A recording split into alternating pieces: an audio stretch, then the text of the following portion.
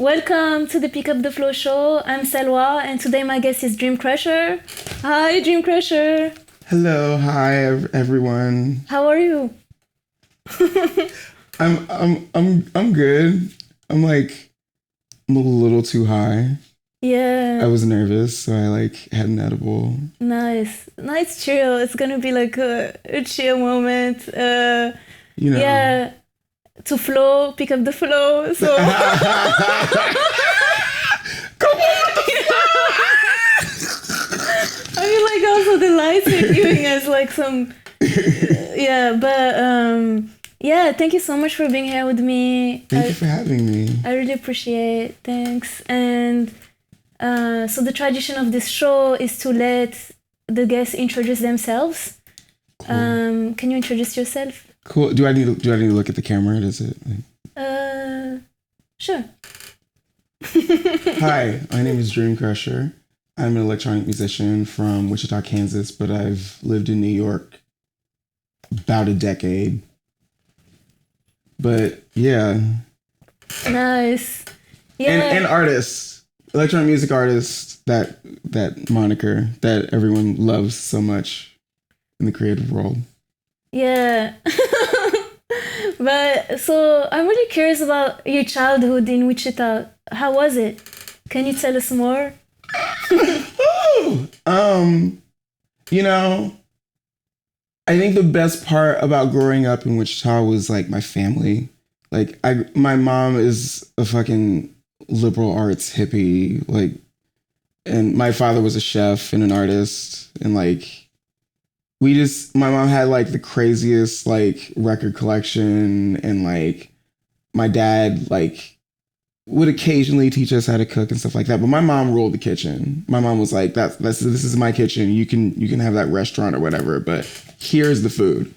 And my sisters were party girls. My two oldest sisters, shout out Bella and Carrie. They were just super cool, and everybody wanted to hang out with them. They were so fun. My sister Roxy and I, we didn't always get along, but I don't know. She's a fucking savant. She knows everything. She was one of the first Black girls to win the Bill Gates scholarship. Whoa. Yeah, she's really, really fucking smart. She's on her second or third master's degree of some kind. I can't even remember. Whoa. She teaches school. Yeah, but what I learned pretty early on as a kid is that Kansas is really conservative, and not a lot of kids that look like me were getting into the arts at all, let alone listening to records from the 60s at home. There were a lot of kids were listening to church shit. And my mom was obsessed with Pink Floyd and the Beatles and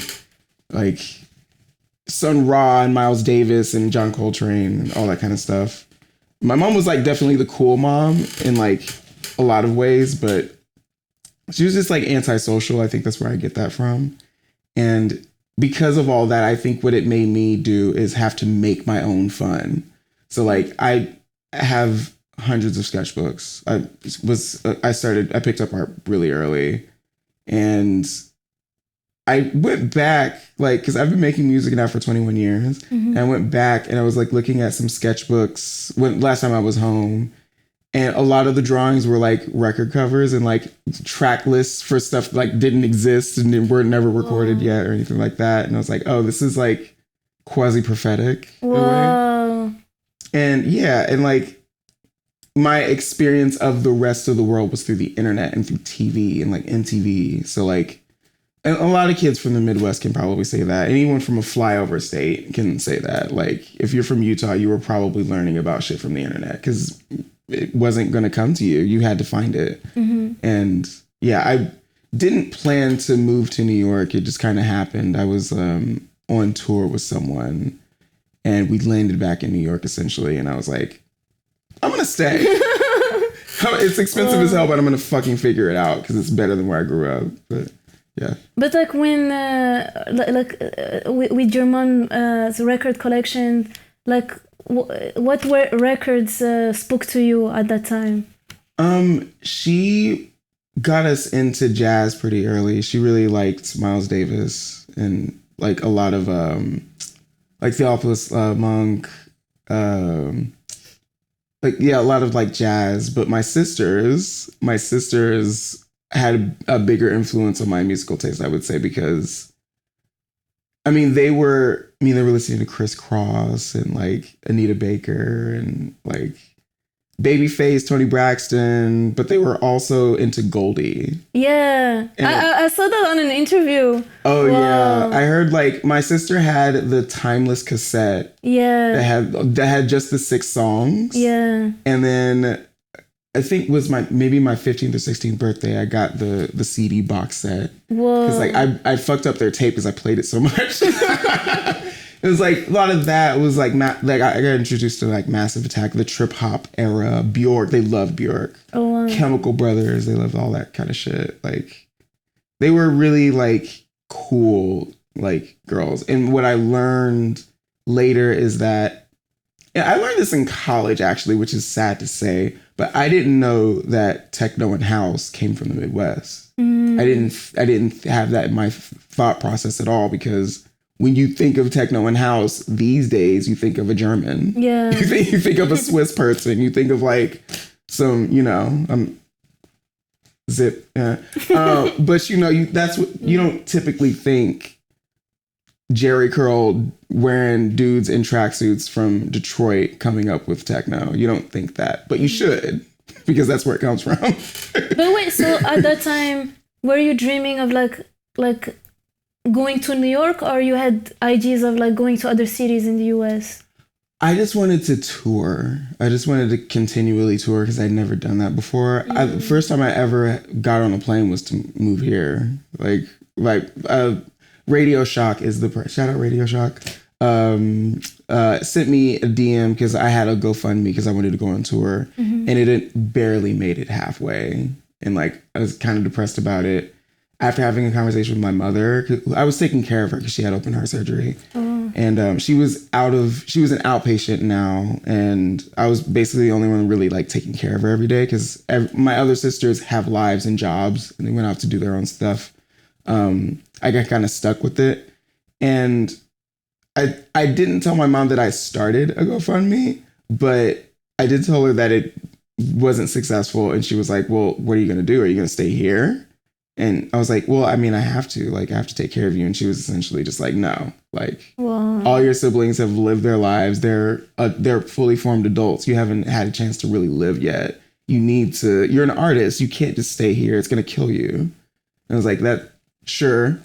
But like, after that conversation with her, I got a DM from Radio Shock and was like, I know what it's like to grow up in a small town and not really like have an outlet creatively. Like, why don't you come on the road with me, and whatever money's left after the tour, you can like stay in New York, you can go back home, like something like that. But like that we split the money. It was not a very successful tour. I think I had less than like $300 at the end of the day, but like I needed to do that because I don't know, Wichita's and also another place of like, you see a lot of people who didn't go after their dreams, and a lot of people that just didn't like believe in themselves enough to not have to put themselves in a mold. And that's suburban America. That's that small town bullshit. That's it. It's a cycle, you know what I'm saying? And I really didn't want to get caught in that fucking cycle. Like,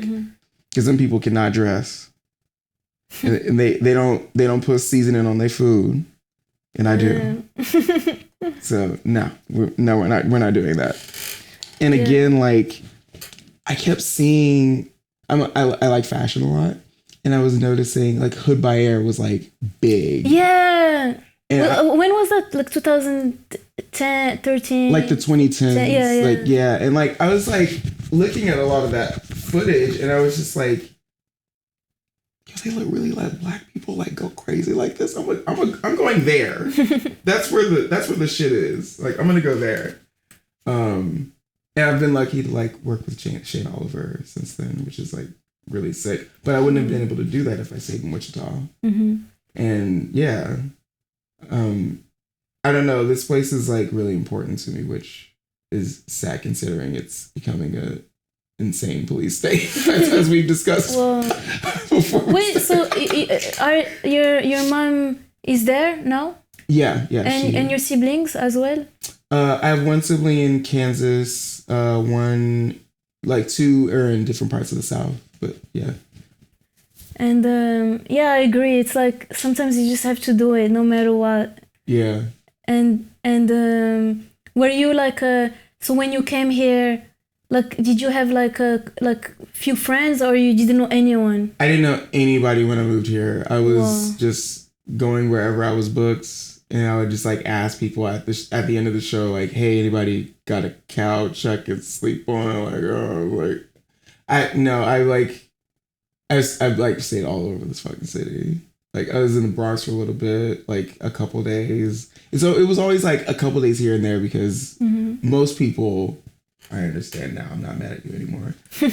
People are precious about their space, especially in New York, and you just got somebody that you don't really know on your couch for several days. It's fucking weird. So I get it now. That shit used to piss me off.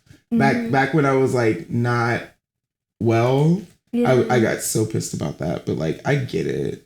Like you wake up in the morning and some person's on your couch that performed last night. It's weird. You know? I get it. But like how what were you thinking at that time? Like when you were, because that was intense. Like I remember reading that you had over 108 shows you performed like in New York in 2015. Yeah. How did you manage to do all of that? Oh, I had no place to live and I was just like carrying my shit around everywhere. Like I looked crazy. Like, and it was a little after I stopped like combing my hair. It went natural and everything. I had my like backpack. I had like a carry-on luggage thing, and I had my like big like check carry luggage. I was like dragging around Bushwick all the fucking time. Everybody used to see me like be like, where are you staying? And I'm like, I don't know. And I just like keep rolling. You moved to New York in 2015 and you performed over like 108 shows. Like what? That was so intense. Like how were you able to manage that pace? Honestly, like I think it was just I really like performing, and I didn't like really realize it until I moved to New York because there's so many places to play. Back home in Wichita, I was only really playing Kirby's, which is like a small, like it's a little bigger than this apartment, the whole bar. And like I play there like 3 times a week. And like at a certain point it was like, okay, like everybody kind of got sick of me because it's like Wichita has like less than 500,000 people and it's like super sprawling. So like I should not have expected like friends of mine to continually go out and see me play multiple times a week. But in New York, there's so many there were so many places to play, especially like DIY spots. And I just like, I kept feeling like I was able to match the energy of the people booking me. And because they didn't know who I was, they were excited about hearing my shit. So I was like excited to play it. So I was really riding off of everybody else's energy. Like New York welcomed me with open arms. And I really like, that's why I'm still here. That's one of the only reasons why I'm still here. Cause like, ooh, that rent. Ooh, baby, that rent. Ciao. But yeah, it felt a little crazy at times because a lot of times it was multiple shows in one night, or like, I remember Halloween was probably the worst. That was 3 shows in one night. My first Halloween here. And that was my first show with Love Spread, my first show with Rafia. I think that's where me and Rafia met, is at Torres Porta in Bushwick before that. And now I think it's just a condo. But like, yeah, it was really fun. I was so late to the second one, they almost took me off the bill. I like walked in the opposite. It was, do you remember Aviv?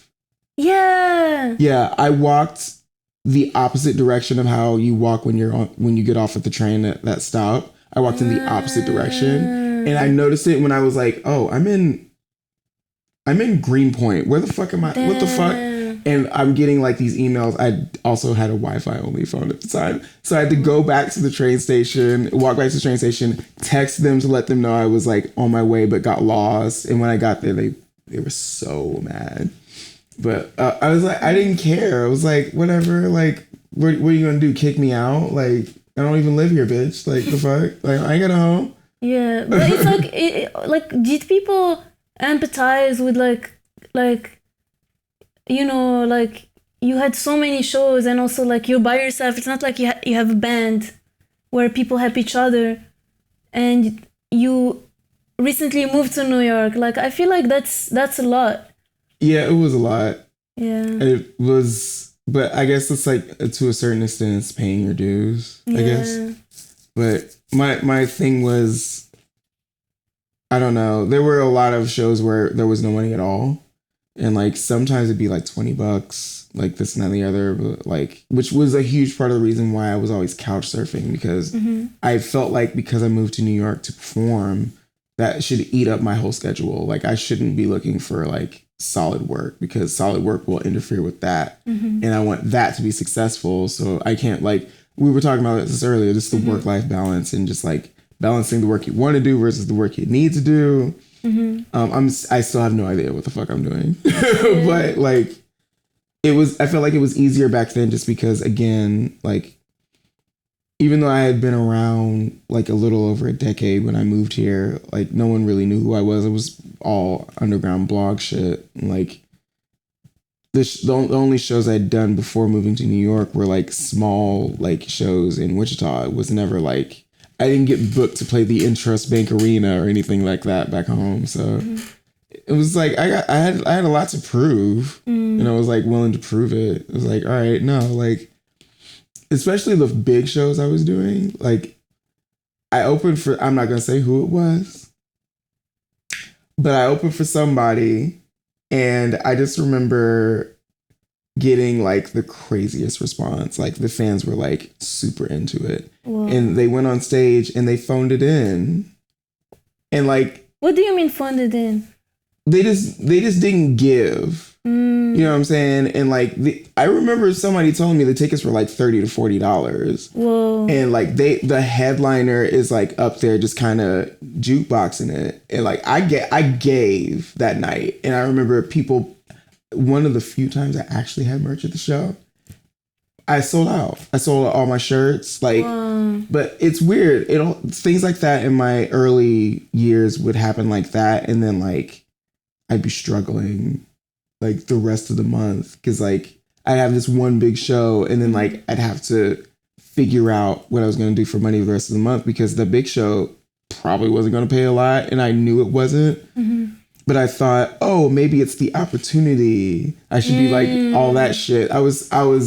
You could have, it was so easy to manipulate me back then. I was like, I was game to do whatever. I didn't care. I was like, I'm in New York. I got to do whatever I got to do. Like, it's short of like being a dickhead, but like, you know.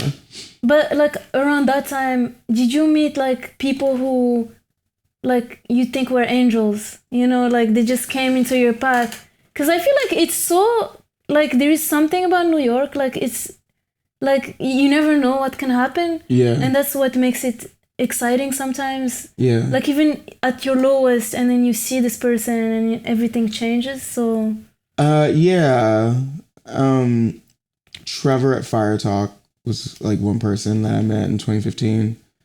They came to a show at Silent Barn, if you remember Silent Barn. Yeah. With Lonnie, who plays in Weeping Icon. They used to help run Silent Barn. And they were like, no, like, do you have anything on streaming? And I was like, I have like a couple things. And we made a deal since then. I put 2 things out with Fire Talk. Hackers, the EP Hackers, and Quid Pro Quo. But they also re-released 6 or 7 of my like older releases and put them on Spotify and all the streaming services. And that really helped me a lot. But that was like such a happenstantial meeting. I didn't know who he was. And it's like, all right, cool. Like, but that's how a lot of younger people have been finding my work, is through streaming services, which is unfortunate. But because what I've learned is that Spotify masters your master. So like all the fucking, Apple Music does it. Really? Hell yeah. They don't even EQ it. It's just like a weird, like standardized limiter that they put on almost everything. Damn, they should tell us. That's crazy. That's so fucked up, because like, why would we then do it on our own? Oh yeah, the incentive to put your shit on streaming is like drastically like it's non-existent. Like the only thing you really should value about it is that you're able to reach a larger audience because Spotify has billions of subscribers. Apple Music has billions of subscribers. You make yourself available to that audience. But what they don't tell you is that you need to pay for the marketing, to pay for the ads, to like promote your work, which is expensive as hell, and you don't always get like the return because you're only getting a fraction of a cent per stream on most streaming services, if not all of them, except for Bandcamp. And like what Beatport is Beatport still a thing? Yeah. Okay. That's some 2010 shit, bitch. It's giving 2010. Yeah. Those fucking forums were hilarious. I used to get into so many arguments with people in Beatport. Well, so many Europeans, sorry. But also, yeah, then I have so many questions. Like, I know that like you like to go back to Wichita, like you experimented with MySpace, you know, that era, and blogs and Tumblrs and stuff. Like, can you tell us more about your experience? Because you had a fan base back then. Like, how did you work around like those platforms and build your own like audience? Oh, I learned from Soulja Boy. Spam. I used to, when Kazaa and LimeWire were like a thing when I was like a teenager, like that was how I like really got into electronic music, is like pirating all that shit. Like finding the shit on YouTube, finding the shit on MySpace, finding the artists on MySpace. And then going on like Kazaa and LimeWire and downloading their whole fucking albums because I was too cheap to buy that shit. But sometimes I would download like Aphex Twin Is Us or something like that, and it would be Soulja Boy Crank That. The file would be Soulja Boy Crank That, but the record would be, the file name would be Aphex Twin Is Us. So like he was fucking brilliant about that shit. Fucked up, sure, but like also it's like really fucking smart. But like I fell in love with Tumblr, and I'm not afraid to say that. I am a Tumblr bitch. I'm always going to be a Tumblr bitch, and it's fine. It's fine. Judge me all you want, America. I don't care. But the reason why I loved it is that you could interact with people based on like, albeit surface level aesthetics. Yeah. And it was the sharing of images is like something that I really love. And the sharing of, you could share music on Tumblr in ways that you couldn't in other like places. And you could program the way that your page looked a lot, like just about the same way that you could on MySpace, which is why I loved MySpace too. You could like change the colors and stuff like that. I just thought that was really fun. And like you could, I loved like morbid images. I love beauty and ugly together are always like really interesting dynamics to me. And that was kind of that was an extremely invited aesthetic on Tumblr, like really morbid images or like weird facts about the world paired with like images of fashion or like just interesting images of any kind. And people really liked my aesthetic, but they also liked my music. Like Ghost Orchid is actually dedicated to a Tumblr whose name I'm forgetting, but they had a Tumblr called Ghost Orchid. It was just like really like niche images of just like musicians and like weird rituals in like Southeast Asia and Africa and stuff like that. But they were paired so skillfully in a curatory way. So I was like, all right, I'm dedicating this song to you. It was like, whatever. But it was really easy for me to navigate that stuff because I grew up as a kid who experienced the world through the internet. And now I'm interacting on Tumblr with people who are experiencing the world through the internet.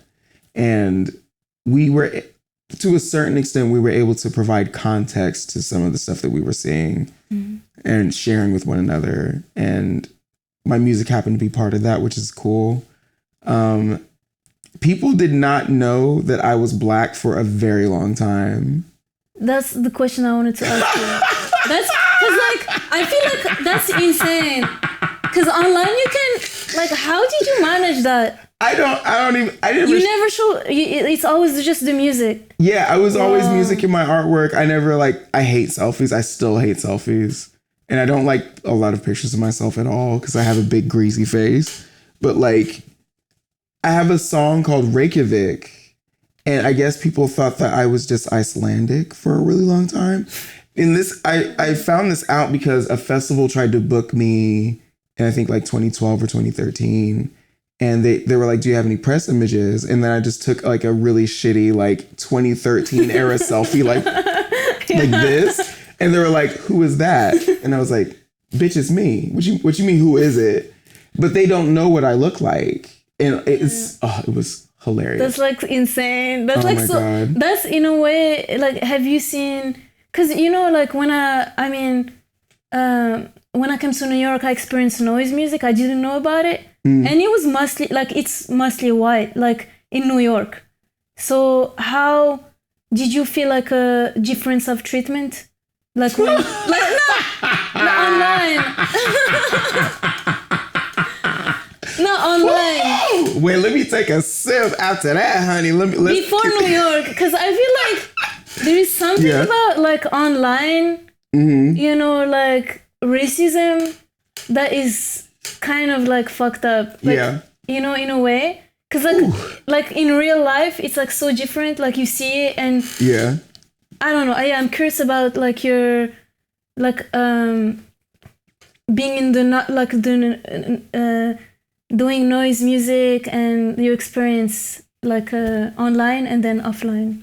Oh yeah, there's a lot of overlap, but the the thing I noticed the most is that it's always people who have nothing going on. Like they don't have like there's no meaning to their life. So it's really easy to pick people apart online. You know what I'm saying? Mm-hmm. Like I have this issue whenever I speak on anything political online. I'll get like this kind of, this is part of the reason why I don't do DMs. Okay, I don't do DMs. So I notice like if I say something about the conflict that's happening, or like post like a meme that's relevant, I got this actually 2 days ago because I shared something that Saul Williams had shared about I think it was like some like racing thing in Qatar in 2022. Yeah. And the network is like, they're asked what network are you? And the person was like, this is an Israeli network. And everyone was like, oh no, we don't talk to you people. No. And it's like, yeah, we know what you're doing. Like you can't just pull up with your press and think that people are going to talk to you about this shit. Like what? Like, what are you talking about? I had someone DM me. It's like, how could you speak on a conflict that you're unfamiliar with or something like that? And it's like, I'm a Black American. I'm very familiar with this.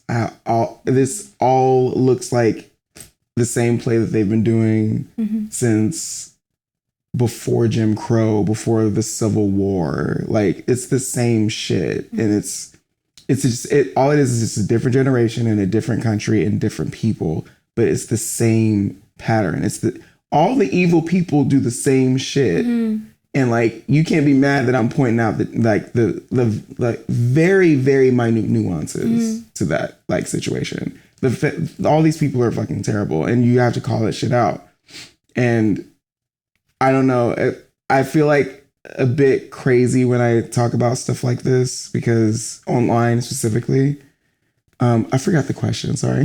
No, it's like, cause like how, you know, do you see a shift online when people then see who you are because you make noise music and then see that like you're Black queer and then they change completely like I think because I have a somewhat masculine presentation, people speak to me like I'm one of the guys.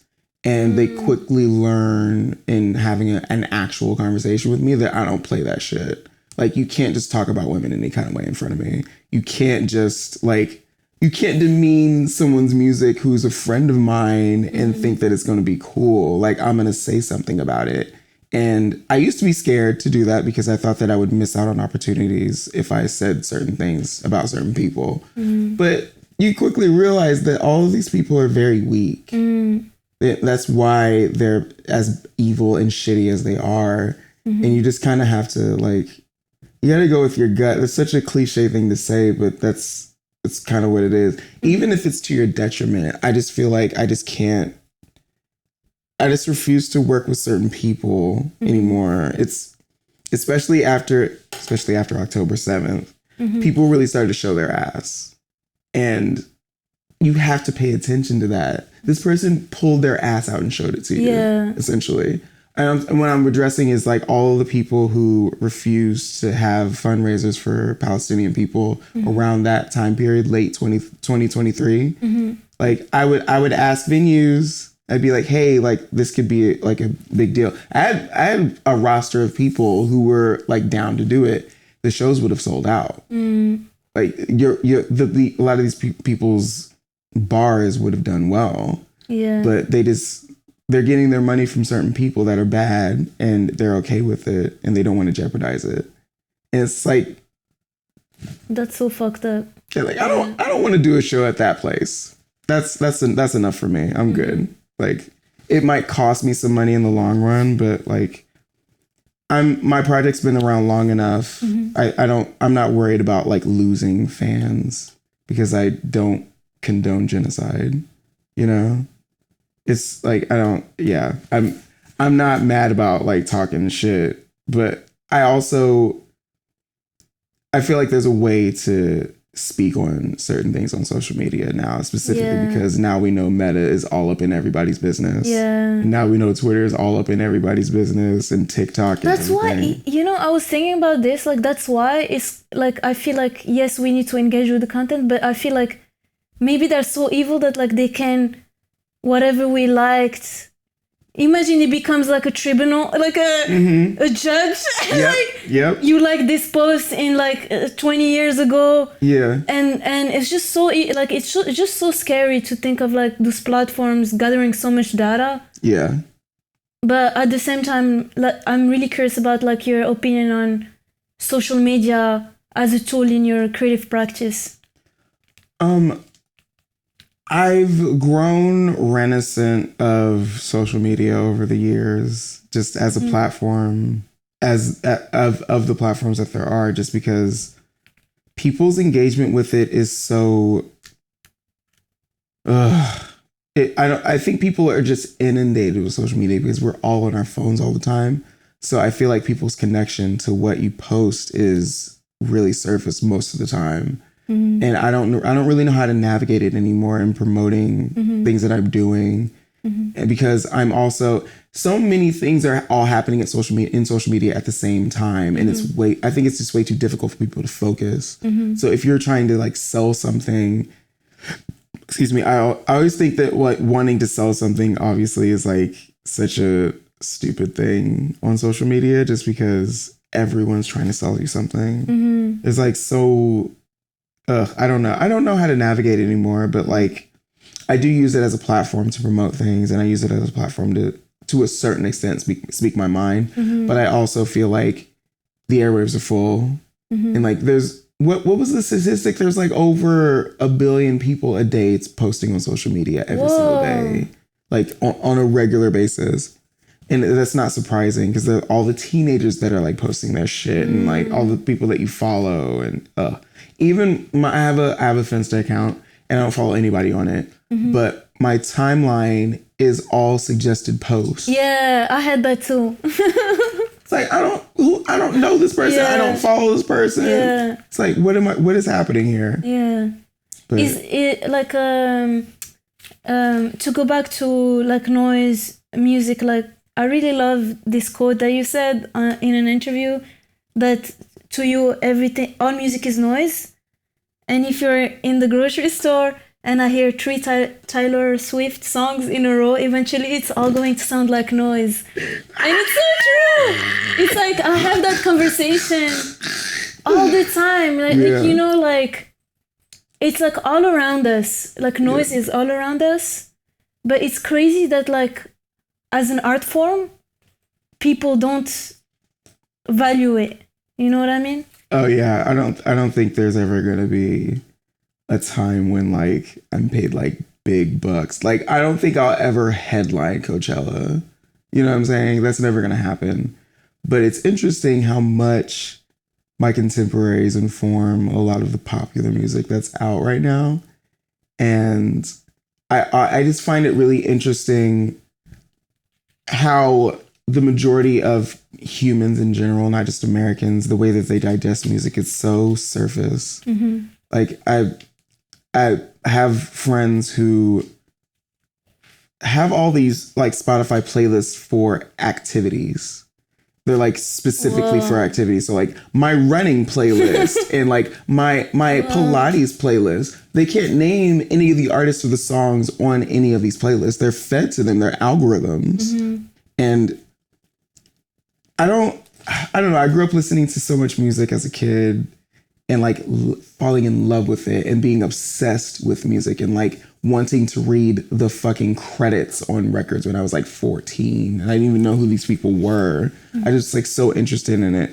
So it's really interesting to me whenever I play a bigger show, that's the audience. It's mostly Spotify people. It's like people who like are fed music and they were told that because this event is happening at this major venue with this major artist, that you are algorithmically picked to attend this concert. It might sound good with you and your friends. No. I think this every time I'm in Manhattan, because I feel like so many people in Manhattan, because it's what somebody called it Work Island. Really? Yeah. Yeah, I heard somebody call it Work Island. I was like, that's perfect. That's why I don't like being in Manhattan. It doesn't look like anybody wants to be there. And you're looking at so many people in the same like colors. It's like charcoal gray or navy blue. They have like the same haircut. They have the same backpacks, same shoes. Yeah. Because they're all... It's this sort of like creepy, like Soylent Green ass lifestyle of just like you're doing the same thing every day. And you want music that will inform that, not inform your imagination. Yeah. So I don't know. That's a huge part of the reason why I don't like playing big shows. I only really do it for the money, or if the act that I'm opening for is like a really pivotal figure in what I do and I'm like influenced by them. And I think that like sometimes the crowd is a little different. But again, the only people that can really afford a show that expensive are older people that like they're not ragers. You know what I'm saying? Like if you grab their shirt, it's like, I have to wear this shirt to work. Yeah. Like don't stretch my shirt. And like, I just don't live like that. So like, don't rip this shirt. I got this shirt. Like, this is cute. Don't be ripping my cute shit. But like the mentality of those kinds of people informs how people listen to and digest music now. Mm-hmm. And I have to be cognizant of that, because as I'm working on newer material and like starting to realize, oh, it doesn't sound different than anything that I've done before, but it's definitely, I don't know. You'd have to be a really specific kind of person to really understand it. And I don't know how well it will mesh. And the thing with me is I've had this conversation with my siblings. It's like, why don't you just make this kind of music because it sells? Like, why don't you just make this kind of music? It's like, no, it's not what's in me. Like, I can't release music that didn't come from me. Mm-hmm. You know? So. Yeah, that's what I love with your project, Dreamcrusher. Like, I just feel like it's so authentic, and it's like you feel it's crazy because like in your shows you feel it's you 100% like open heart, and then when we meet and then in person you're just like so warm and like so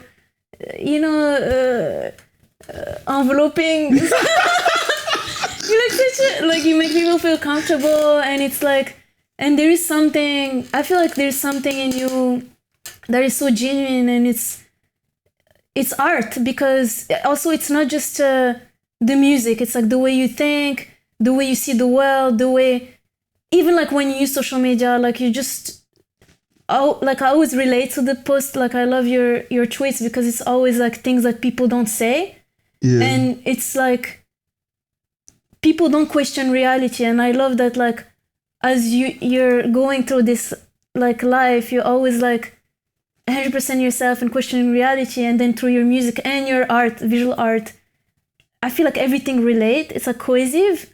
Like you're not faking anything, and I think that's what we need. And that's why I was like, you need to be on like whatever culture, like, you know, it's like I mean, like we're sick of like fake big, especially now with the genocide, like fake celebrities going to their Met Gala while like Rafa is under attack, and we need actually people we can relate to. And I feel like, yeah, your art is so important. We need people to be able to relate. And I'm wondering like how, like what's your, like how do you see, because you've been doing this for so long, for more than 20 years, like how do you see the future of the industry? Like what's your...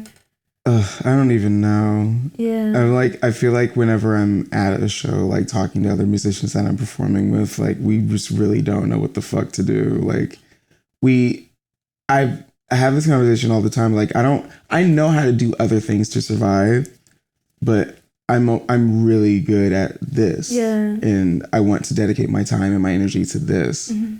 And I feel like I always have trouble finding like a team, like people who I can like work with, because I don't want to ask friends to work because I'm always afraid that I won't be able to pay them. Mm-hmm. And I'm like, I don't want to put anyone that I know in a situation where they have to figure out how to make ends meet because they dedicated so much time to something that I'm doing and they didn't get any return on it. And like, I feel like some of the projects I've done in the past, it's like that, you know what I mean? And like, I don't want to have a repeat of that, but like, I have ideas for projects that would help like younger musicians not have to tour incessantly until they break their fucking body, or like have to put all their shit on streaming and get like $50 for like 500,000 streams or something stupid like that. Like I want like to figure out a way for people that are younger than me to have like a sustainable living. It's just really hard to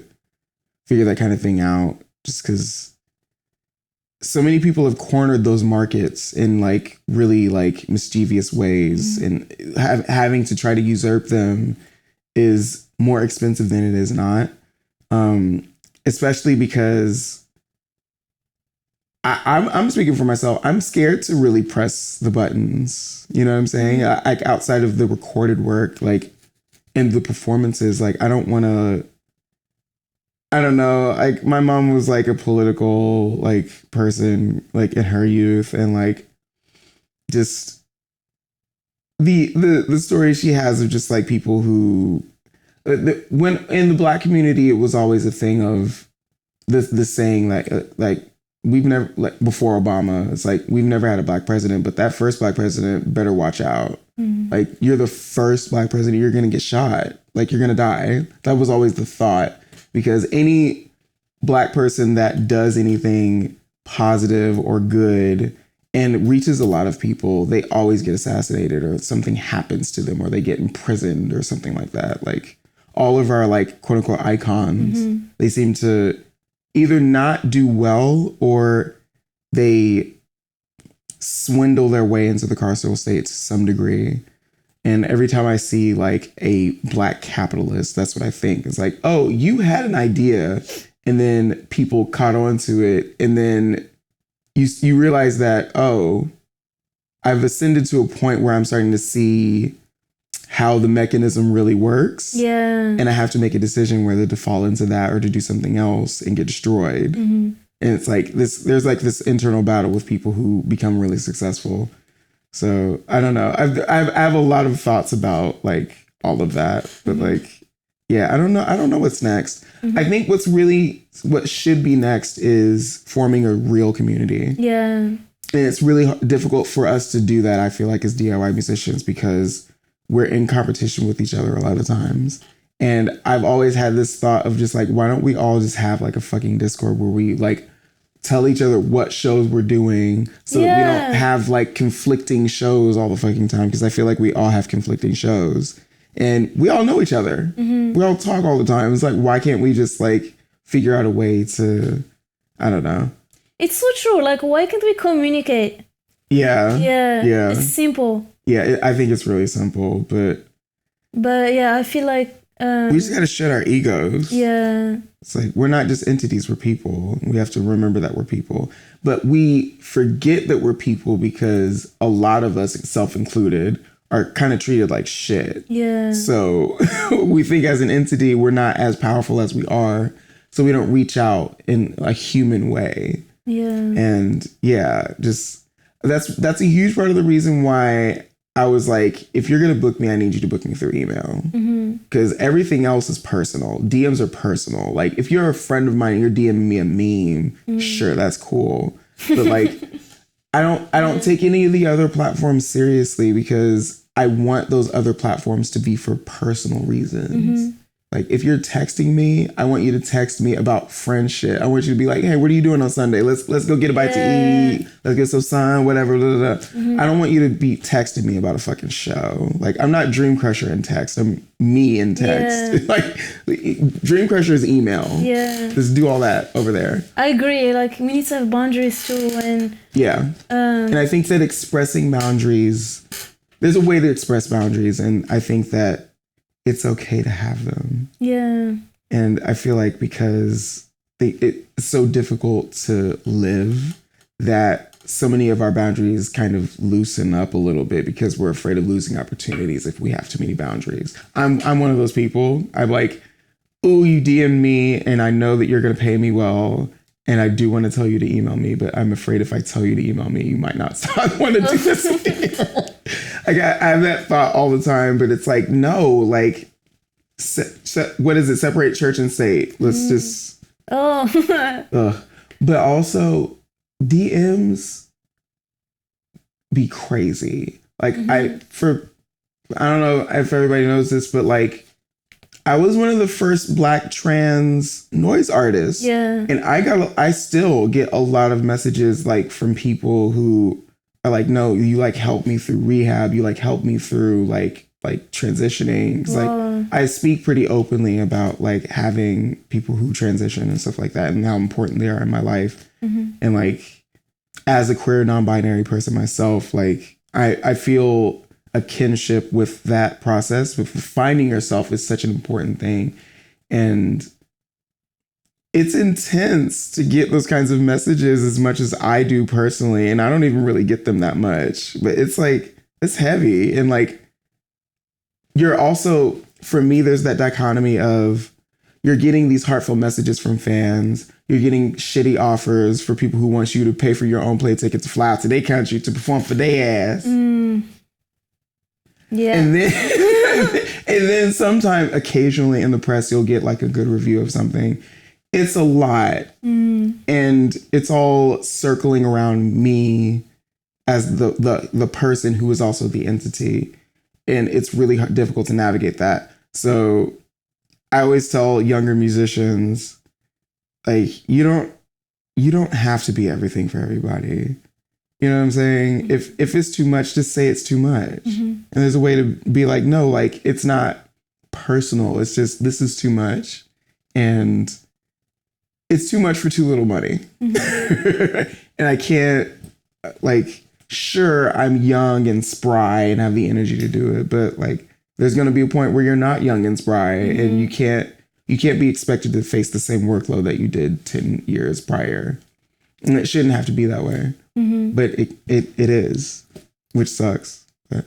Yeah. And also, like, it's so, I mean, to go back to like few interviews that you did, like I remember seeing you on PBS and it was like so cool. And with Gang, PTP. Oh yeah, this is my first video interview since that one. Yeah. And it was so nice to like, you know, it's just like, I don't think you realize you're a legend. Like, you're a legend in a way because, you know, you paved the way to so many, like no one did what you did.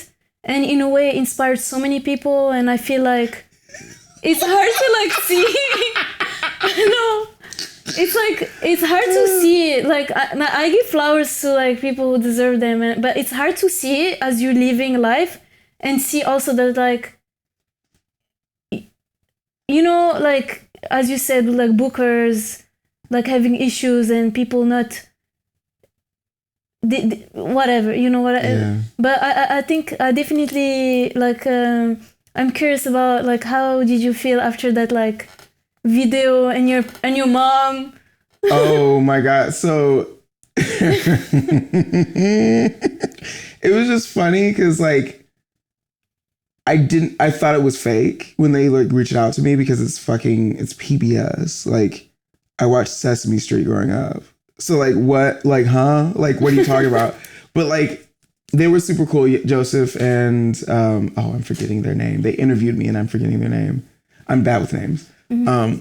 Everybody was involved with the shooting was like super sweet. And we shot it in Queensbridge Park, like not too far from where I live. And like, I don't know, it was such a cool thing. And then we performed, the performance aspect of it was filmed at St. Vitus. And they were super like welcoming and accommodating because like it was during the day when there wasn't a show happening. And like, yeah, they didn't have to say yes to that, so that was really sweet. Afterward, so I was under the impression that it was online only and that it was like you go to their YouTube and watch it. Oh. But it played on TV.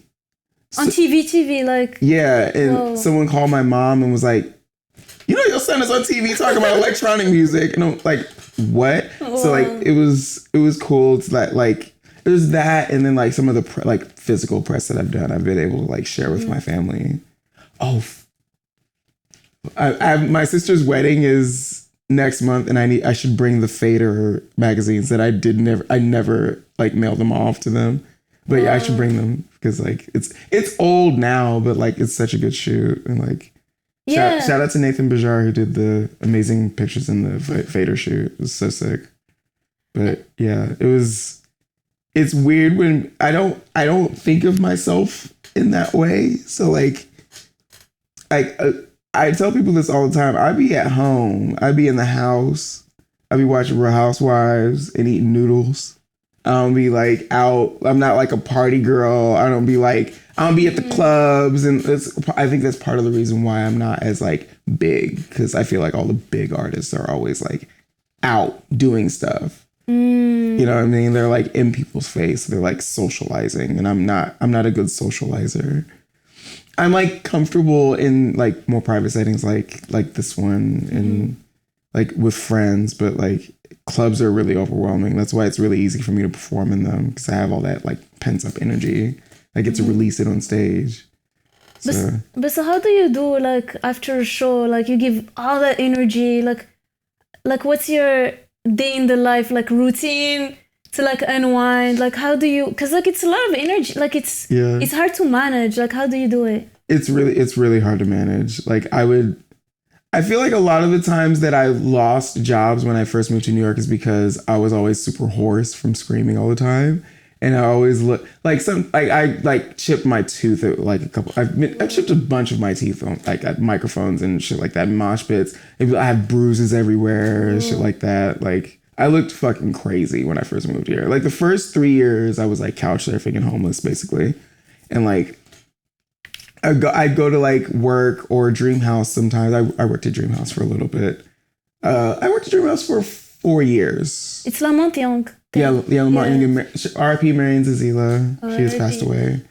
That was the only place that I like worked really that like there was not really that much judgment, because the other volunteers were also like nuts musicians too, so it wasn't like too crazy.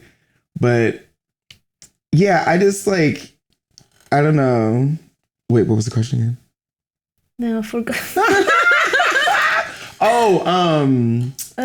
After show, yeah, how do you unwind and stuff? Okay, so it would depend on where I was, but I used to make when I lived in Bushwick proper, there was like a bodega that I used to go to that had like vegan boca nuggets.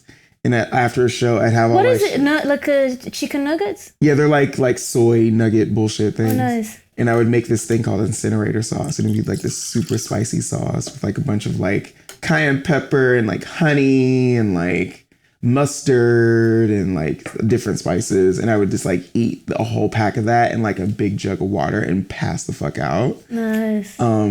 More often than not, I have to work in the following morning, or sometimes the best shows were the ones I didn't have to work the next day, and I would just like feet up, like Nice. just like pass the fuck out. Yeah. This past weekend I had 2 shows. I did Chaos Warp and I played at Heartbar the next night. Whoa. With Erica Dawn Lyle, Breakaway, and Mere Fatality. Mere Fatality's sick. They were really sick. Kind of funny but sick. And that's why I'm so hoarse today. And I now, as I get older, I have these spurts of like gaps between shows. And sometimes it's intentional and sometimes it isn't. It's just like I play a lot and then people are kind of sick of me playing. So they stop booking me for a second. Like it picks back up again. It's just like this all the time. But like after that second show, or after the first show, that was happening around that area that Björk was DJing. Oh, I heard recently, right? Yeah, it was with Charlie Friday. XX. Wait, was that it? Is it Charlie X? XX. Charlie XX. XCX. Yeah. Is it XCX? Yeah. Yeah. But it was like her, Björk, and Earth Eater and all them people under the K Bridge or whatever bridge that was. Mm-hmm. And so after the show, it was like 2 a.m, like trying to get a car, and there's like just people everywhere. And I before this past show, the last show I had was in Santa Cruz, like on 420. So like it's a pretty significant gap for me. So I play so often. Mm-hmm. And whenever I have a gap like that, my body sort of like gets like acclimated into resting. And because when I'm not doing a show, I'm doing graphic design a lot of the time. Mm-hmm. So I'm at like a computer sitting there. Mm-hmm. So like that night was like kind of a lot because it was just like all of the only people that could afford to go to that shit out on the streets and drunk and stupid. And I was like, oh, this is why I don't go out. So this is exactly why I don't go anywhere ever. And I had a show the next night and it was chill. But it had been a while since I had back-to-back shows like that. And like, I'm not as young as I used to be. And I was like, Sunday was like, I was like dead. I was like done.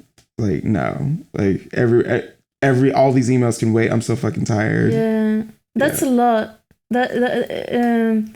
To have to deal with that, and then work, and then like side work, and then life, and then you have your like private life, and then it's like, yeah, I'm really, but to go back to like design, because you said you design, like graphic design, like what, I'm curious about like your practice, like your design practice compared to like music practice, like how do you, like, do you think they are influenced by each other? Like, how do you manage? Totally. Both? Yeah, they really heavily inform each other. A lot of images inform my music, and a lot of music informs my images. Mm-hmm. And when I'm doing stuff just for me, mm-hmm.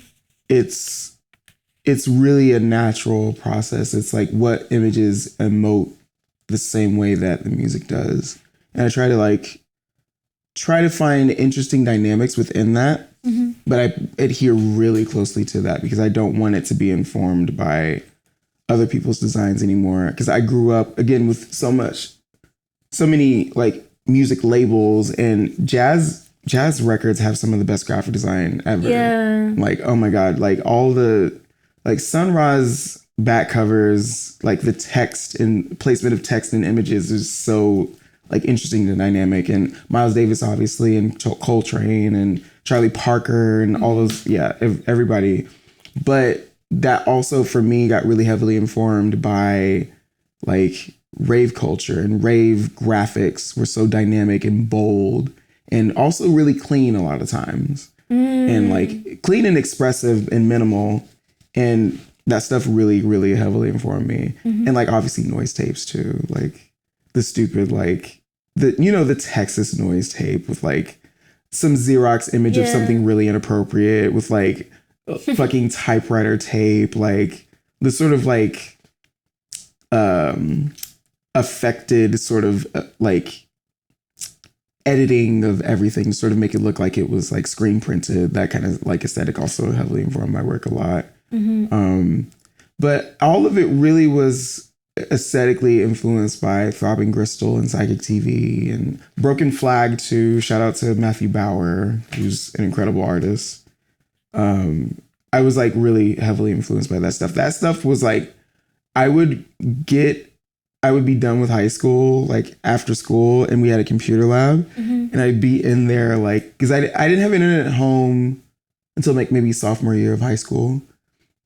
And it was through my sister's school. So they had like free computers and free internet. So it was on her, like I was also some of my first porn too. Sorry. Safe mode. So a lot of that, but like also I was such a sponge when I was a kid. And again, being from the Midwest, all of this stuff is new to me. So all of it is like, like I was so into all of it. It was just like all of it was so different than what was happening on outside, like around me. So I was immediately drawn to it. And when I'm doing stuff for other people, there is some consideration for like what they want. But a lot of the clients that I have, like shout out to John Pugh, shout out to Censure for Psychic Technologies. I do basically everything for them that John doesn't do himself, like image wise. And he just trusts me. He trusts what I do. He's seen all of my work. So he is like down for whatever most of the time. I'm hoping to find more stuff like that because again, I'm an old bitch. I've been doing this for a long fucking time. I know what I'm doing. Like you just fucking rock with it or don't, like, you know? But I'm like I'm really interested in the way that music and images play together because so many of my most favorite popular musicians have no control over that at all. Yeah. And that's a huge part of the reason why I'm independent. That's a huge part of the reason why like I do all my own graphic design to this day, because I want, it has to make a complete picture. Like all of the things need to be symbiotic to a certain degree. And I think the person that inspired that the most is probably Prince. Well, like, even though he's not a graphic designer, he's not a photographer or anything like that, but he had such control over everything that he did. And you could see it, you could feel it when you go to a show of his. It's like, it's an experience. Everything about all of that is an experience. And it's a world, and it's like its own like universe. And I want people who come into what I'm doing to feel welcomed in that space, obviously, but also know that you're not going to get it like this anywhere else. And like, sure, like it's a Thursday night and you're in a basement in Brooklyn, but yeah, it's going to feel like Madison Square Garden for like 45 minutes because I'm going to go off and you need to go off with me because this is like one of the only things that makes me happy. So let's pop out. Let's have a good time, you know? So like what's so you've been doing a lot of like album art cover, design layout, logos. Like how do you like stay, like do you like, how do you find inspiration? Like do you like watch like Tumblr, like I don't know, like do you follow Instagram, like design Instagram pages and stuff like that? I follow some. I find that when I want to be inspired or if I feel like I'm stuck, it takes me a while to get out of that because I'm not one of those people that like if I feel bad, then I just find a way to not feel bad and all of a sudden I'm better again. Like I'm not, like I'm a bit of a depressive. Like if I feel bad, I just feel bad for a second. And you're just gonna have to wait for it, to like pass basically.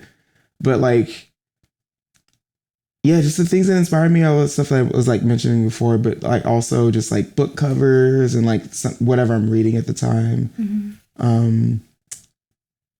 Yeah, I'll like go back to a lot of stuff that inspired me as a kid. I'll go back to stuff like I used to listen to a lot, like or movies. Movies are huge inspiration. Yeah. Like I love movie posters. Movie posters are a huge inspiration too.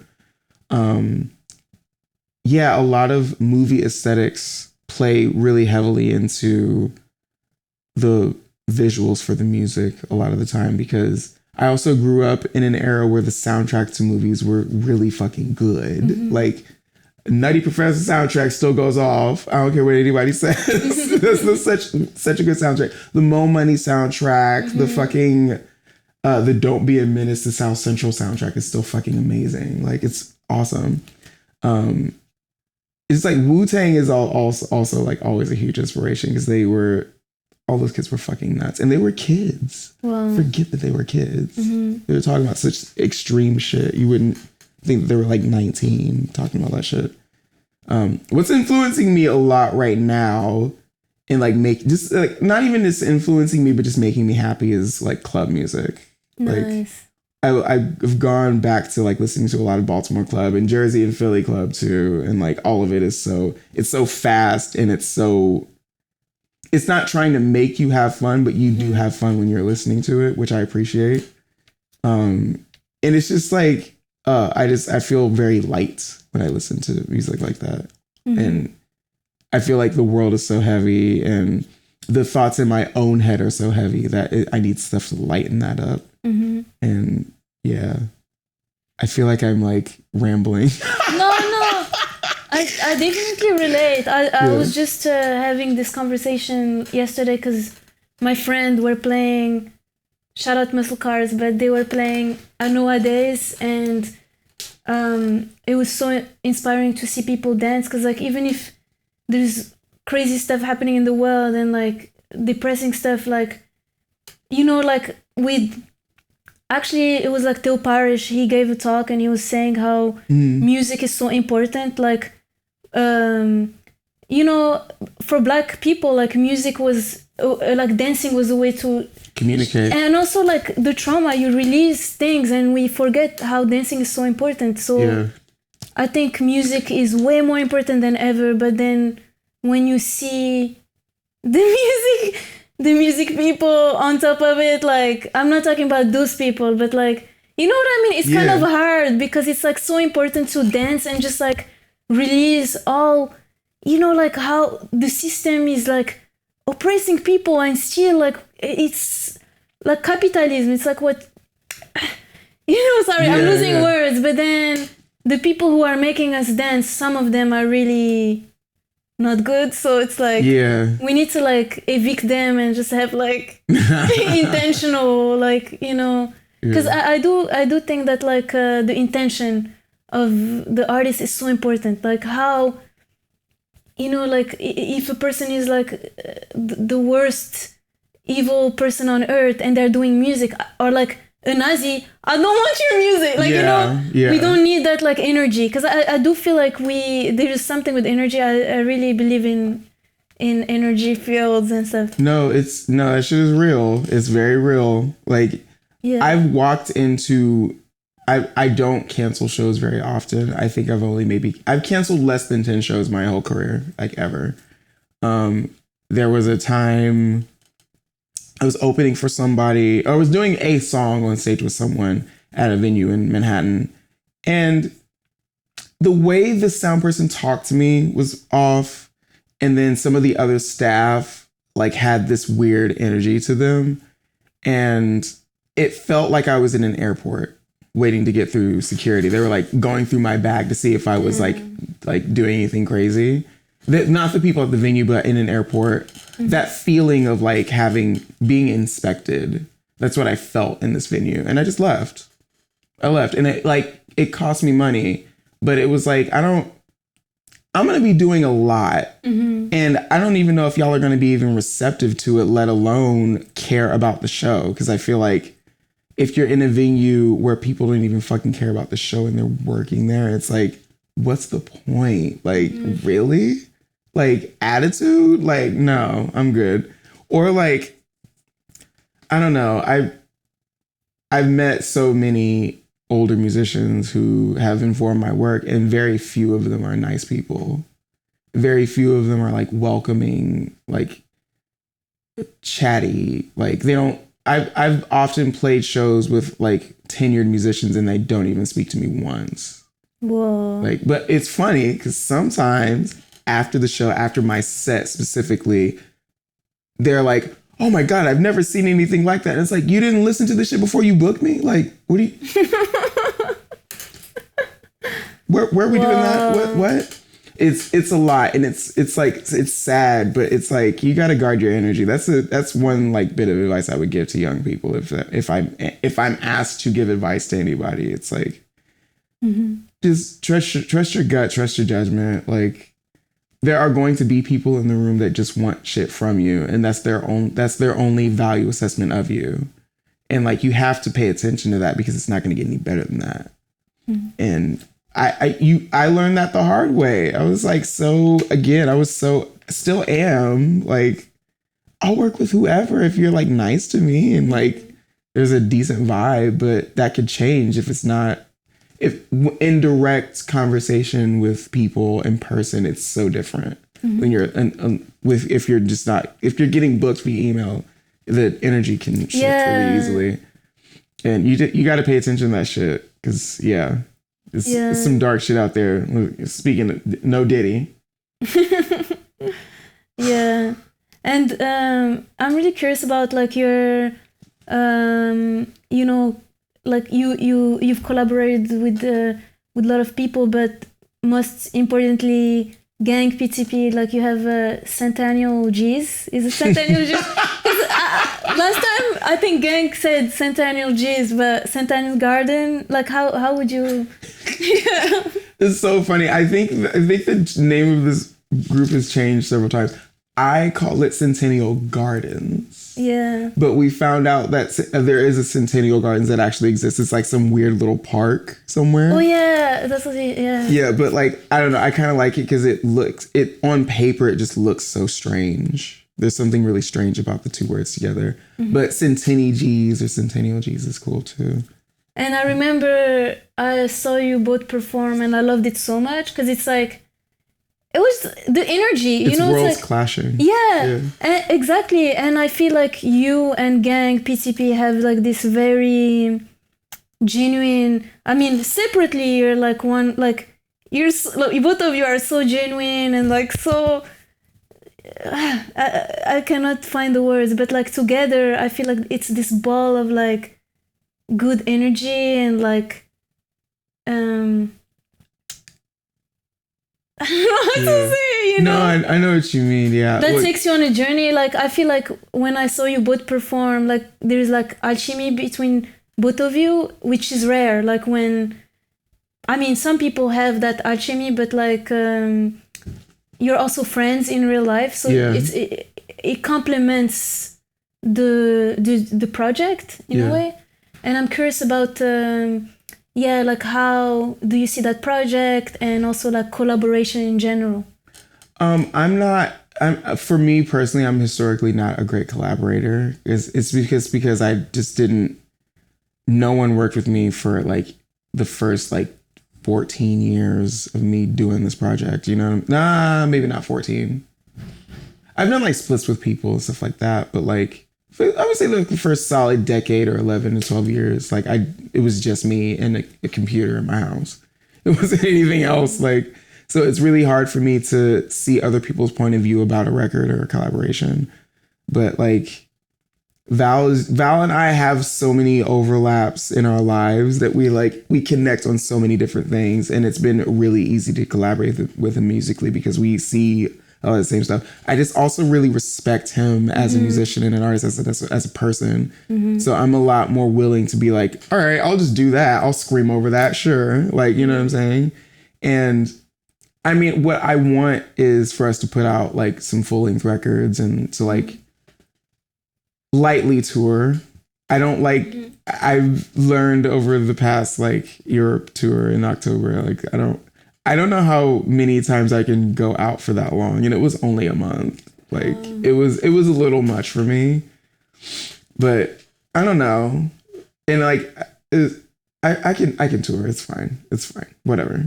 But like, he's just so fucking cool. Yeah. And he's so like chill about most stuff. And again, generous. Yeah, super, super generous. Generous. Ooh, ooh, that vape. But it's great to collaborate with him. And he's like one of the most important people that I've met here because he's one of the only people that I've never heard anything bad about him. He hasn't done anything weird. He isn't stealing people's money like Diddy. Yeah. He's not like no Diddy. He's not like doing crazy shit. Yeah. And it's, I don't know. The older I get, the less I want to be around people who have like a bunch of fucking allegations. Yeah. It's like a zero tolerance thing at this point. Like I really want people who go out a lot to tell me who's fucked up and who isn't. Like so I can not do shit with them because I don't want. It's not even just about my name. It's about my fans. Yeah. I want my fans to feel comfortable coming to something and not think that like an artist that I'm performing with is going to be some nasty shit or some like creepy shit. Like it shouldn't be that way. And it's annoying to have to navigate any scene like that. It's not just New York. It's everywhere. Men are disgusting. They're fucking everywhere. Yeah. It's like, It's like as soon as penis leaves the room, everything's fine. A penis comes into the room and everybody starts acting weird. Oh, my jacket's coming apart. You need leather people. Look at this. Isn't it pitiful? It's been like that for 2 years, girl. Let's help a bitch out. Sorry, there's an interview happening. You look good, and honestly, like I feel like that's what's hard in New York to find people like that. But also, I'm curious about like your. Like for instance, like what do you do on your free time? Like what's I'm curious about like your free time, like when you're not working or you're not performing. Yeah. Like, what do you do? I feel like it's like a lot of hurry up and wait. Like I put myself through these cycles of like incessantly looking for work, and what you and I know and what a lot of people who are watching this know is if you're out of work and you're looking for work for a significant period of time, it runs your pockets dry. Like when you're out all the time, it's like your outside is expensive. And I get to a point where I know if I spend any more money looking for work, then I'm going to be so broke that I can't function. So I'll like really take that time to take to myself, even if I don't really want to. And just like recharge. But it's I watch a lot of movies. I love Criterion. I love Night Flight. I would love to do something with Night Flight. Night Flight is a shit. Shudder is also awesome. I love horror movies. My mom loved horror movies when I was a kid, and I hated them when I was a kid. So like I've been like rewatching a lot of like the novelty, like 70s and 80s horror. It's my favorite. I read that like your mom really loved Stanley Kubrick. Yeah. She like forced me to like watch The Shining in like 2001. That's still my favorite director. I didn't get a chance to see his photographs. He had his photographs on exhibition somewhere on the Upper East Side. Oh, really? Not the Museum of Moving Image, but the Museum of like Photography or something like that. Stanley Kubrick was a photographer before he was a filmmaker. Oh, wow. There's a magazine he used to photograph for called Look magazine. And the portraits are like, they're Helmut Newton level of like eerie and like dark, but without the grandioseness of like the fashion inserted into it. It's like stripped of all that. So it's like a lot of really gritty, like candid images of people. It was like beautiful. Whoa. But he like movies really influence a lot of what I do actually. Because again, like I grew up with like, I was just talking to my mom about this the other day because I had a show in Santa Cruz on 420, and the movie that I picked for that festival was called Altered States by Ken Russell. And I was like talking to my mom about it like yesterday because yesterday was Mother's Day, and I was like talking to her about like, remember the time when you made us watch Lithomania? And she was like, oh yeah, that's like one of my favorite movies. It's so good. The Who, the guy from the Who is in it. What else do I do? Not a lot. Like I really enjoy my leisure, and I really like my quiet time. what I want to do more of is record more, but like a lot of the spaces are so fucking expensive, and like there seems to not be a lot of them that aren't owned by like a major corporation, it seems. And I don't really fuck with that shit. Like the more you find out about where all these people's money is going, and the fact that like almost every major company, all their workers are starving, and all the billionaires are in Switzerland all the time, or like in Monaco. Like it's the difference between all that is like really shocking to me. That's a lot of what I do also is doom scrolling. Speaking of which, there's a lot of doom scrolling, and I need to stop that shit. But that's a huge part of the reason why I'm trying to peel myself off of social media. But it's really difficult. But every social media platform is owned by somebody who's fucking terrible. Yeah. And like every time I find some new shit about it, I'm just like, oh my God. You too? Like really? Ugh, God. Yeah. Excuse me. But that and getting high a lot. But I'm really curious about, I have a few more questions. Like, what was the proudest moment of your life?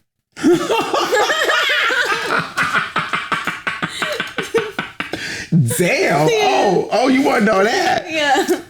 I don't know. That's a hard one, because it's like I've done so many things that I never thought I would do, and I've like achieved things I never thought I would achieve, and I suffer from imposter syndrome really heavily, and I don't know if they're like big accomplishments or just like accomplishments that are just interesting to me.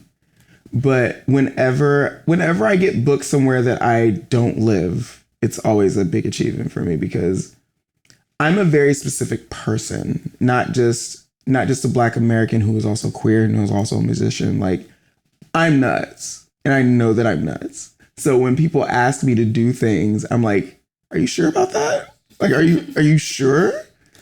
And it's just cool. Like, I fucking performed at Coachella. Like, it was, with Show Me the Body at Coachella. Wow. But like, the fuck was I doing there? What was I doing there? It was so weird. Like, I'm from Wichita, Kansas, so everything is fucking cool to me. So, you know what I'm saying? Like, I'm from a small town, so like, the first time I played Unsound, that was like a big deal for me, because like in Poland. In Poland, yeah. I sold out all of my merch. I was not expecting that. I priced it too low, but I wasn't expecting people to buy it at all.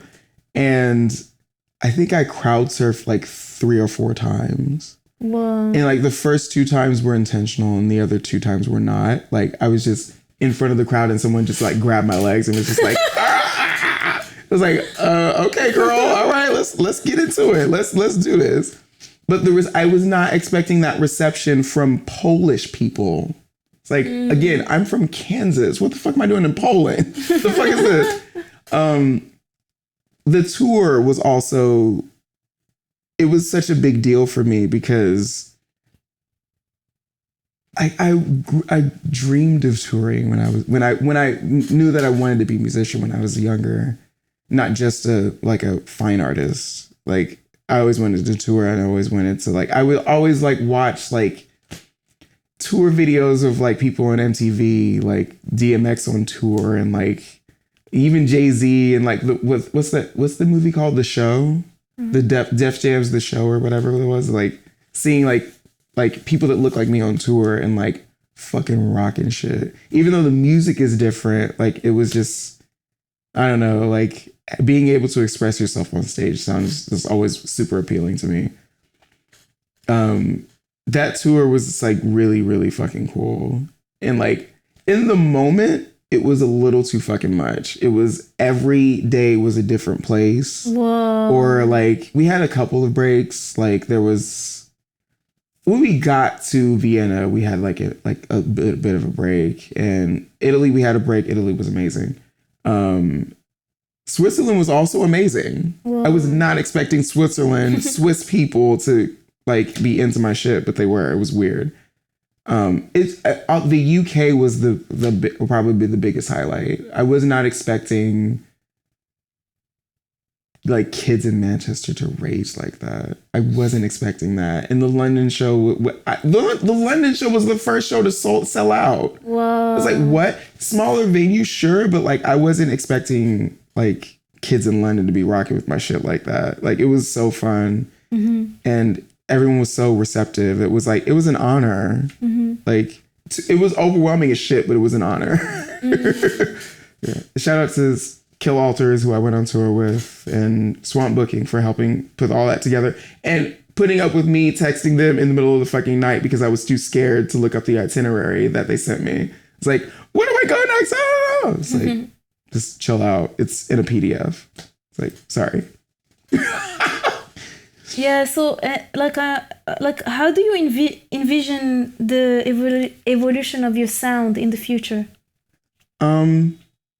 It's becoming more personal than it ever has been. Like, I started making music when I was a teenager, and it was a lot like an exercise back then. It was me learning a lot of the like melodies that I was looking for and beat patterns and things like that.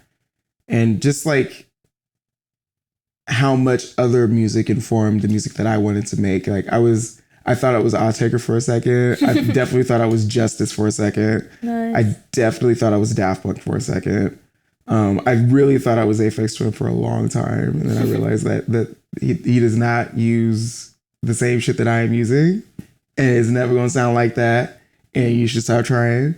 But when you're a young artist, you do emulate a lot of the music that you like. But it's becoming less of that now and just more about conveying what I'm feeling inside. And it's interesting navigating that, making music that doesn't typically have that kind of a connection. And when a lot of people, I think that a lot of the reason why like noise artists don't get respected as much is because people think it's not about feelings. So they're not looking to emote when they're coming to a show. They're looking to or whatever like vibe it is. But what the future is, I hope for this project is that people realize that you can be vulnerable in your art no matter what it is. And there's a lot of, I don't always like to identify it as vulnerability, but it is really vulnerable. I'm like, I remember that Europe tour in October, I was crying like every fucking set. I'm mostly in places I've never been before. And I'm performing my work that I've been doing for 20 years. You know what I'm saying? It was like emotionally pretty heavy. And it's obviously not something that like the audience is cognizant of or the bookers or anybody else. You know what I'm saying? It's a very personal like thing. So I'm hoping that like that dynamic isn't necessarily more commonplace, but is like more considered. I want people to consider the fact that there are people attached to the music still, before AI gets us. And that like it's coming. There's like I saw something on YouTube about like Dreamcrusher type beat. And I was like, oh my God. I'm not gonna listen to it. I'm not gonna listen to it. Whatever. But to be honest, it's like even if AI copy your beats, it's never gonna be. Even like ChatGPT, like have you used it? No, but I know people that use it, and I'm strongly suggesting that they don't, because that thing is collecting everything that everyone is doing and turning into fucking the robotic arm in Terminator. That's all I can think of when I think of AI is like the second Terminator. It's like somebody's gonna like engage the robotic arm and we're all gonna die. And we're all gonna be like slaves to fucking robots. Oh my God. I mean, when you see what they did in Gaza, I mean. Yeah. AI, that shit, like, it's just so insane how many companies helped like fund that. And they funded it with like money they have from us using their products. Mm-hmm. It's fucking crazy. Mm-hmm. Ugh, whatever. Ugh.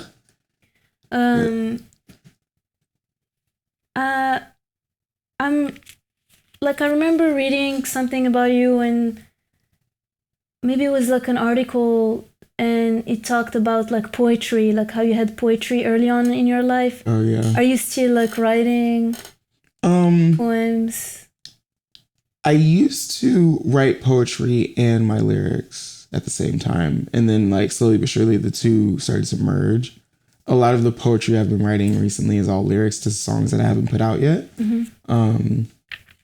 Which I think is like for me, it's like a bit more of a positive thing, because sometimes I don't like the separation of music and lyrics.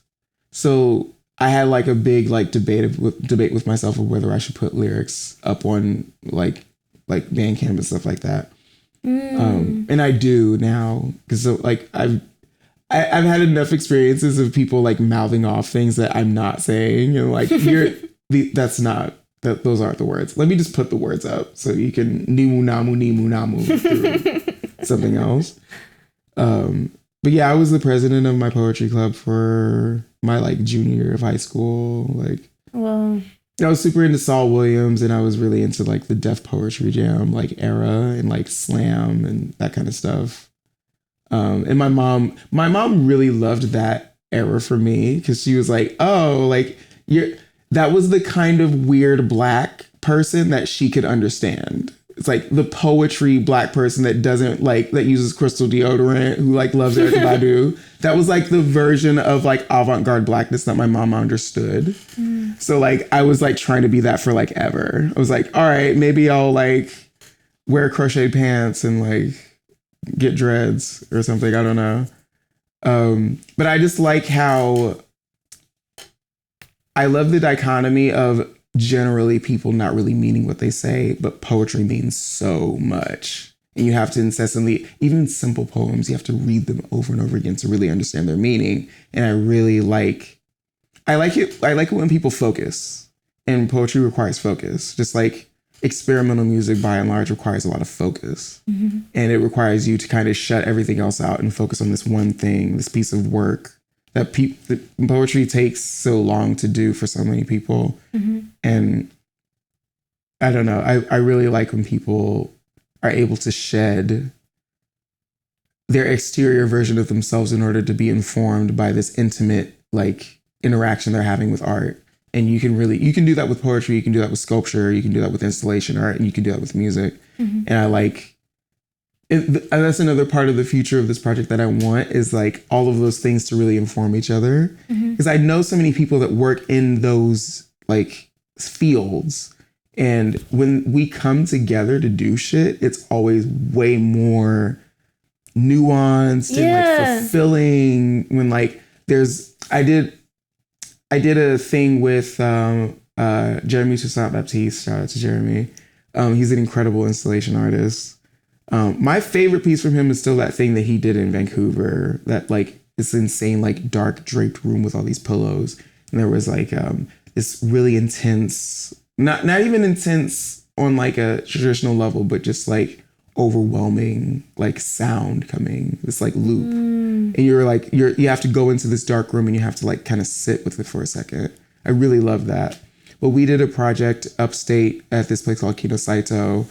And Jeremy had a decommissioned patrol car from Baton Rouge, and he's from Baton Rouge. Oh, wow. And he turned that car into an art piece that had like subwoofers in the back, and I like played a noise set in the car, and it was like parked on this like backyard. It was so fucking cool. The crowd was kind of weird because they didn't really know what to do, but I don't really give a shit. I was like, it was so fun. But I love that interaction, and like, part of the art too is people's confusion, which I also like. I like opening for big bands for that reason, because 90% of the time they have no idea what the fuck to do, and they're so confused. They don't know whether to be entertained by it, scared of it. They don't know whether to interact with me or not, because they're not used to doing that if they're seeing a bigger act, because there's usually like a barricade between you and the act. But for me, I don't give a fuck about that. I'll jump over that, and like you're a person just like I'm a person. Like, what's up? Like, you're here, you bought a ticket, let's talk. But that piece specifically that I did with Jeremy had a lot of that dynamic. It was 2 weekends. The first weekend was me solo, and then I did the second weekend with Gang PTP. We did a joint set in the car, which was also really lit. Nice. And we played into the night. The car was full of fog. Like it was so nuts. I love doing shit like that. It's so cool. Nice. But yeah. Yeah, it's really interesting how like your practice is actually like, of course there is music into it, but it's art, because you know it's like when you see like performance art, this is performance art. You know, like the way you talk about how like the audience is part of your work as well, like to have like that kind of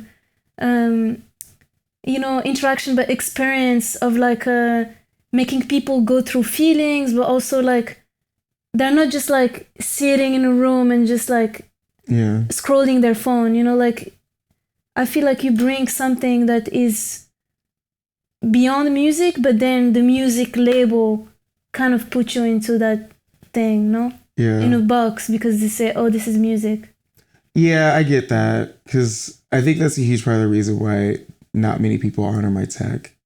But I made a point of visually, or like a live performance, I really want it to be really simple but striking. Mm-hmm. And for me, until further notice, fog and strobes just really works for what I do. It's as intense and visceral as the music.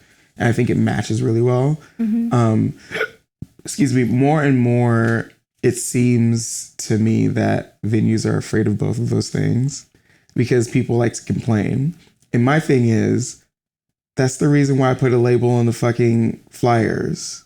There's a warning sign on all the flyers. Like, that's the point. Like, so if you're buying a ticket and you saw a warning sign on the thing and you're complaining about what happened, it's like, you knew it was going to happen. You're like willfully ignoring the very clear label that it's on all of my flyers that I design. Mm-hmm. But that's why, because I want you to know what you're getting into. I don't think it's fair to like rope people into some shit and not tell them what the hell's going on.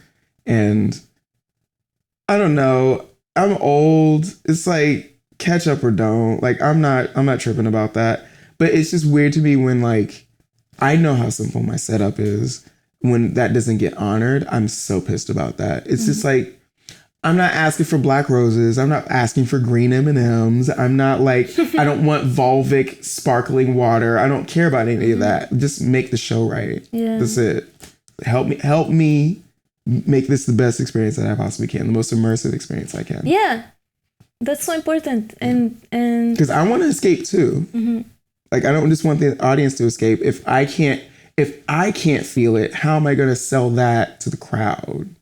Like, and I've done shows like that where I've like, it's always at a bigger, like one of the named venues that everyone talks about in New York. Mm-hmm. It's always there where I have the most issues. Mm-hmm. And the audience, especially people who've seen me play a lot, they will come to those shows and be like, oh yeah, this didn't go off nearly as much as it went off in that basement. It's like, of course it didn't. Like, of course it didn't. Because we got all this bureaucratic shit in the way. You know what I'm saying? But yeah. And any upcoming projects or any upcoming things? Yeah, I'm continuing the Suite projects. We're 2 suites in currently. I put those 2 out in 2023. I'm working on Suite 3. It's been really hard to find recording spaces. I need a place to scream, basically, because like all of my songs have screaming on them.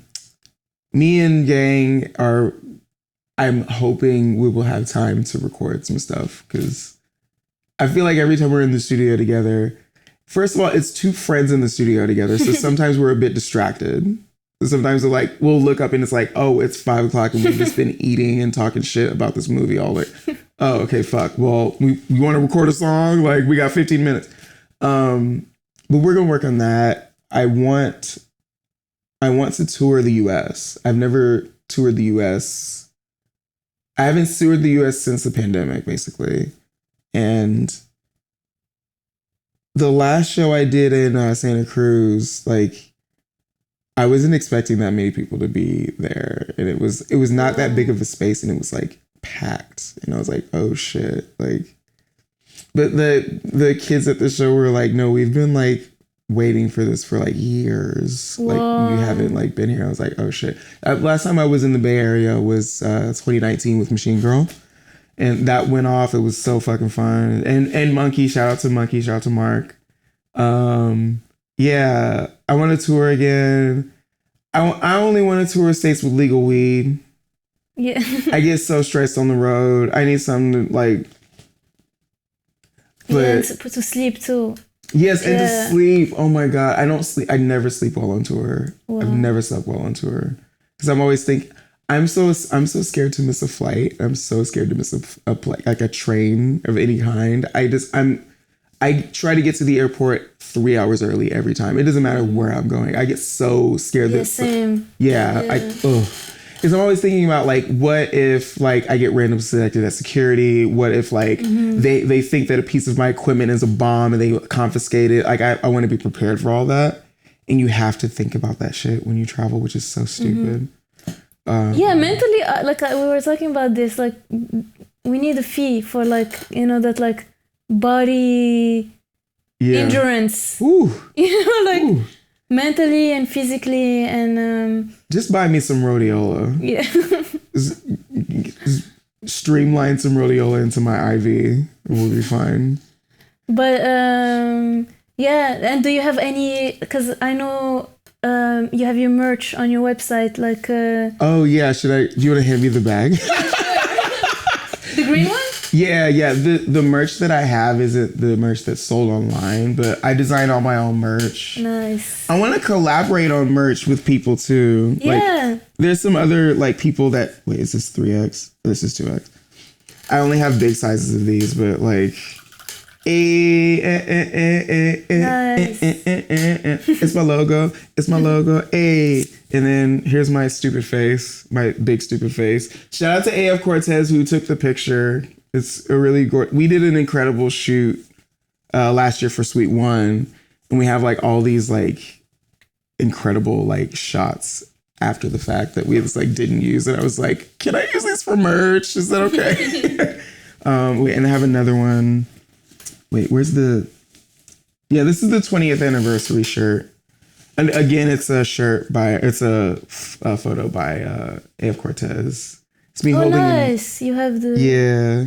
It's I'm holding an orb. You can't really like see it here, but it's like some chill shit. I like...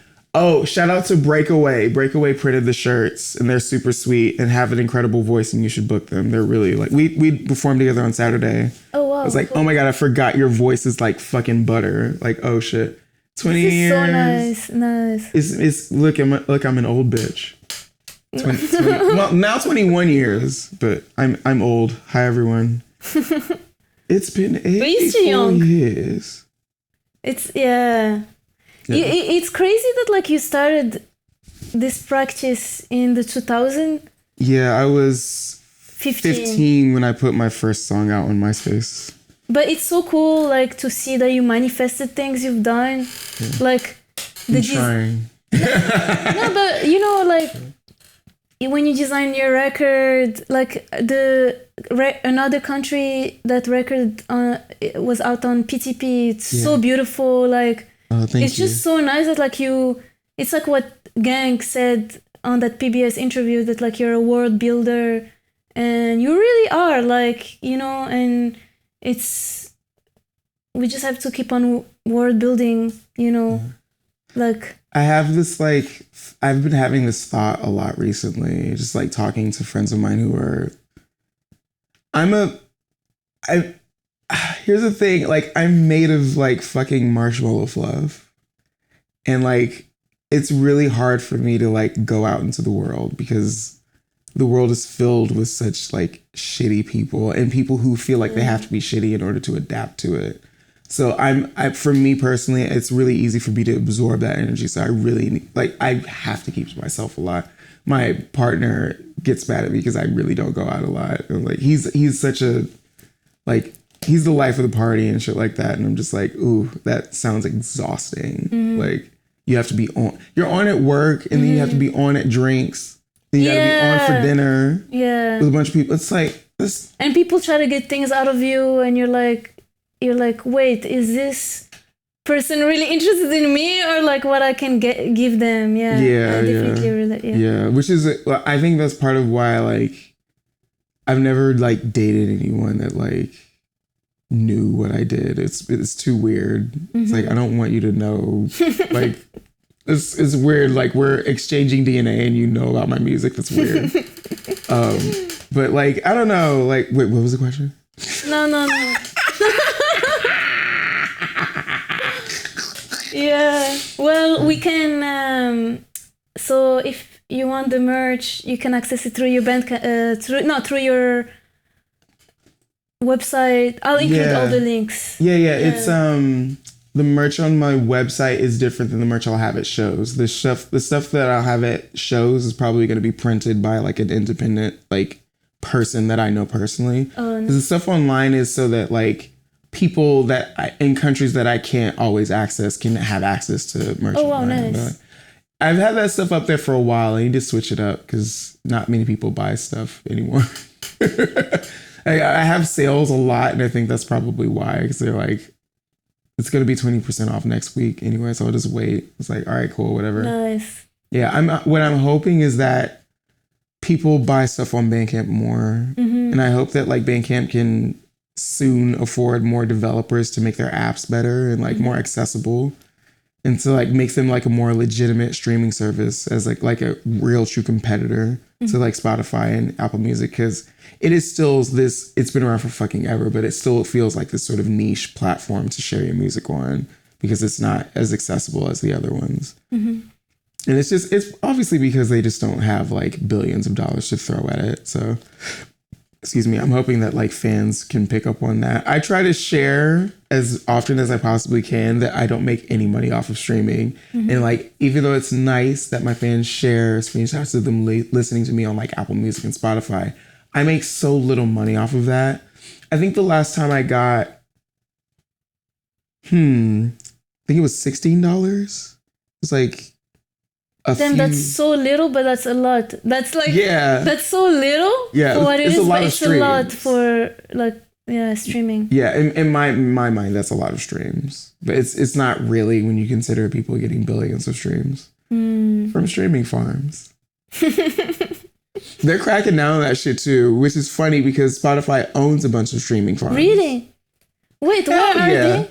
Oh, it's Spotify will hire a company that will buy a bunch of specific models of phones, and then they will have like machines automatically scroll through people's discographies. Like record labels will pay for this. Whoa. But that's how Taylor Swift gets all her streams. That's how it's like. I'm gonna be real honest. I don't ever hear people listening to all the popular musicians. They don't just sit and listen to Taylor Swift. Yeah. Not a lot of people, but a lot of people go to the shows because of the impressions that they're making. A lot of people are still really like heavily tied to, if this song is successful and popular, then I will be popular if I listen to it. There's a lot of that. High school never ends. High school never fucking ends. So like people will feed into that. And that's why people like Nicki Minaj complain about that so much. You know, it's like, why are they getting this and this and that and the other, and I stream twice as much as they did? And it's like, it's because it's all rigged, Nicki. It's all of it's rigged. It's all bullshit. But that empire's got to fall. Yeah, it's got to fall soon. I feel the fans are catching up on it. Yeah, it's true. We need something new, and also like for so long, like, and also like we need, in order to push this further, you need money.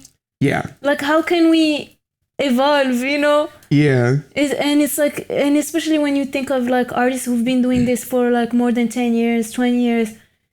You need to have time and resources and space to take it to the next level. And I think for so long, like artists like were shy to ask and talk about money, but we need to talk about it. That's yeah. And the thing is, I think that some people get so wrapped up in the DIY-ness of it all that they think that they have to accept the pickle juice. And you don't. And once you hit a certain point, or once you hit. Every time I talk to somebody at a show, they talk about how well respected I am. And I obviously have no like cognition of that at all, because I'm just a regular person and I have to work in order to eat. So like, I'm not thinking about like respectability when I'm thinking about getting booked. It's just like, I need to pay this rent. I need to send my mom some money for her meds. I need to get to this wedding. I need to like do like all the family shit, because I haven't seen my family since 2016. Whoa. Like this wedding that I'm going to is the first time I'm going to see my family, and it's not just because I can't afford it. It's also just because I don't like Wichita. I have so many bad memories growing up of just like people being so shitty, and not knowing that they didn't have to be is what makes me not want to go back to that inhospitable place. And New York was appealing to me because people just kind of fucking mind their own business most of the time. It's like, everybody's kind of crazy. You kind of have to assume that everybody's crazy, and I don't think that that's a bad thing. Yeah. And again, like in my newsletter that I send on Bandcamp, you subscribe to my Bandcamp newsletter so I don't have to check Instagram and Twitter anymore. Every newsletter is almost the same text. It's like, I'm really struggling right now. Like, I don't have consistent work. I don't have consistent shows, really. And because some of the offers are so bad, I have to say no to that. Because in my mind, I'm thinking a younger artist that's going to go to that show, and while they're probably going to be entertained by it, they don't know that I'm getting paid like $50 for like an hour's worth of like fucking pulverizing my body in everybody else's ears. They don't know that. And there's this supposition that because I've been around so long that like I've ascended to a place where I can ask for my minimum and get it. It's like, generally I ask for my minimum and I have to say that I'm flexible on it in order to get booked again. Because like, if I hard say this number that I think that I'm worth, I don't think people are going to book me again. Like I feel like I go through that when I'm like not being booked as often. Like, people will have it in their head that it's like too expensive to book me sometimes. And friends of mine who I know don't have the resources are the exception, obviously. Like I like to perform. So I'm not really like hard with like, no, it has to be this number or I can't do this thing. But sometimes it is. Like, sometimes it's like, if I don't book this show at my rate, I probably won't eat this week. Like, that's just the reality. It's not just me, it's so many other people. But you know, the thing is that you're vocal about it and so many people don't say it. And I feel like it's time to say it, and also to be transparent, like to say, okay, this venue paid me this, so that other people, like, everyone is gatekeeping their fee.